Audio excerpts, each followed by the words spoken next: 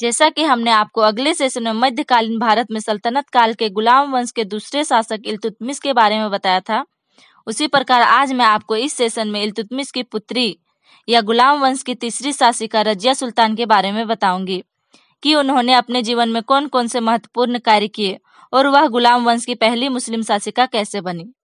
रजिया सुल्तान का जन्म 1205 ईस्वी में बदायूं में हुआ था। ये इल्तुतमिश की पुत्री थी। रजिया को उसके पिता इल्तुतमिश की मृत्यु के पश्चात, जो कि 12 अप्रैल 1236 ईस्वी को हुई थी, दिल्ली का सुल्तान बनाया गया।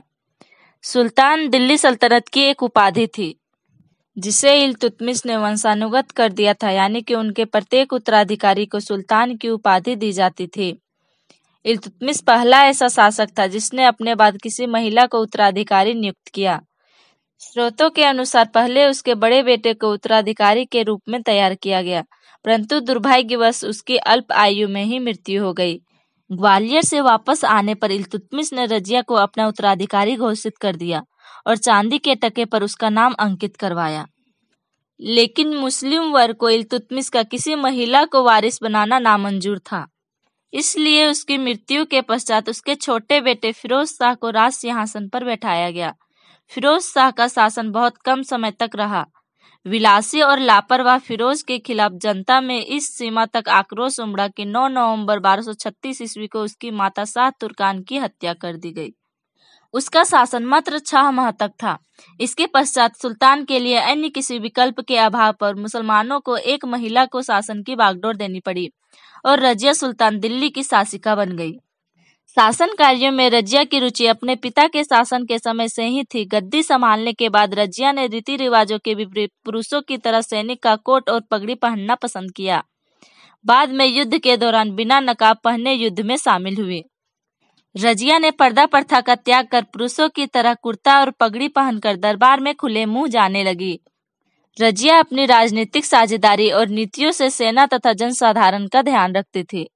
वह दिल्ली की सबसे शक्तिशाली शासक बन गई थी।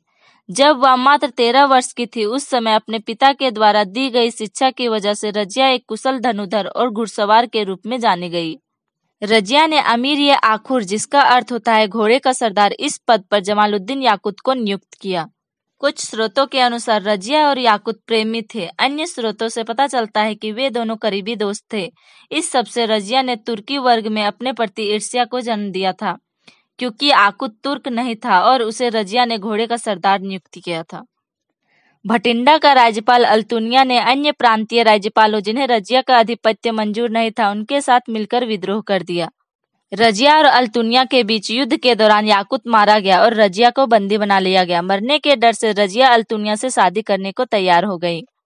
इस बीच रजिया का भाई बहराम शाह ने सिंहासन पर अधिकार कर लिया। अपनी सल्तनत की वापसी के लिए रजिया और उसके पति अल्तुनिया ने बहराम शाह से युद्ध किया, जिसमें उनकी हार हुई।